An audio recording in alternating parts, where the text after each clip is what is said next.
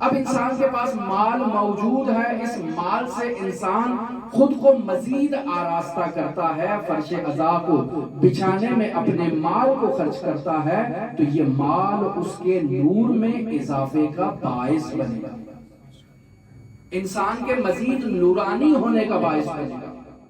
انسان کو بہت اچھا قورمہ پسند ہے، کھاتا ہے تاکہ اس کے جسم کو تقویت حاصل ہو جائے، مضبوط ہو جائے، یہ فنا ہے۔ یہ قورمہ کھانا انسان کے لیے فنا کا باعث ہے، انسان کی بقا کا باعث نہیں ہے، وہ بھی مادی ہے اور انسان کا جسم بھی مادی ہے۔ قورمہ کھایا، پیٹ میں گیا، مادے کو تقویت ہوئی، 1 یا 2 دن بعد انسان کے وجود سے خارج ہو گیا، جہاں اس کے بدن میں ضرورت تھی وہاں وہ لگ گیا اور ختم ہو گیا، فنا ہو گئی اس کو۔ لیکن اگر یہی قورمہ فرش عزا پر آ کر حسین ابن علی کی نیاز کے طور پر کھاتا ہے تو یہ فنا نہیں ہوگا، یہ باقی ہوگا۔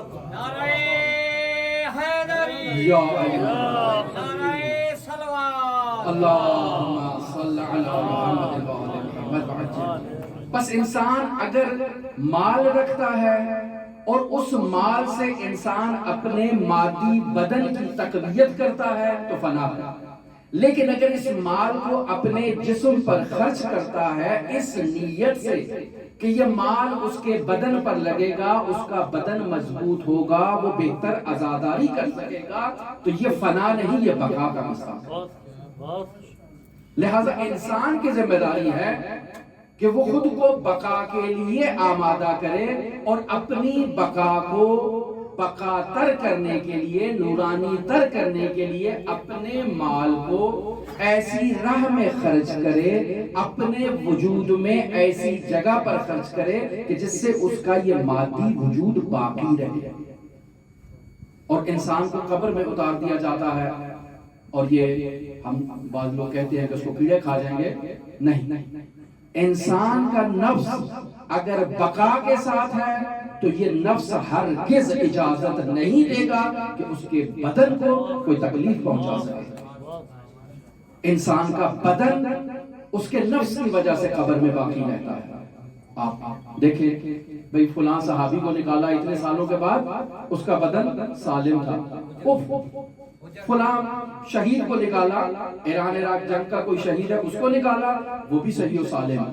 مرحوم شیخ صدوق کو نکالا، صحیح و سالم۔ حر ابن یزید رہائی کو نکالا، صحیح و سالم۔ کیوں صحیح و سالم ہے؟ القاعدہ بدن مادی ہے، اگر یہ مادی بدن قبر میں اتارا جائے، مٹی میں اتارا جائے، تو اس مٹی کا لازمہ یہ ہے کہ یہ ادھر اس بدن کو فاسد کر دی جائے، آہستہ آہستہ اس بدن کو نابود کرے۔ کون ہے کہ جو اس بدن کو باقی رکھتا ہے؟ انسان کا نفس ناطقہ۔ انسان نے اپنے مال کو، اپنی دنیا کو اپنی بقا کے لیے خرچ کیا۔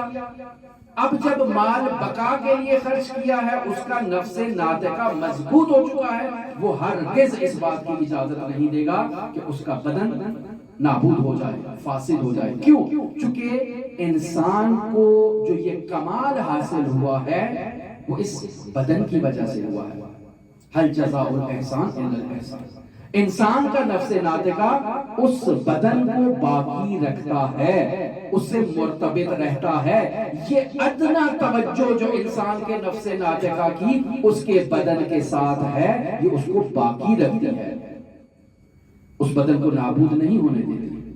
لہذا انسان کی ذمہ داری ہے کہ وہ اپنے مال کو ایسی جگہ پر خرچ کرے کہ جہاں سے اس کے روحانی پہلو اور روحانی بعد کی تقویت ہوتی ہے، اور انسان نور ہو جاتا ہے، نور علی نور کا مصداق ہو جاتا ہے۔ لہذا اگر انسان فرش عزا کو بچھانے میں، فرش عزا کو ترویج کرنے میں، کتابوں کو تحریر کرنے میں، جس سے سید الشہداء کا پیغام آگے پہنچے، یہ مال فنا نہیں ہو رہا بلکہ بقا کی طرف جا رہا ہے، اور انسان کو بقا عطا کر رہا ہے، انسان کو نورانی کر رہا ہے، انسان کو اس مقام عندیت کی طرف لے کر جا رہا ہے جو عندیت سید الشہداء ہے، اور عرفان عزا میں اسے درک کرنا بہت ضروری ہے۔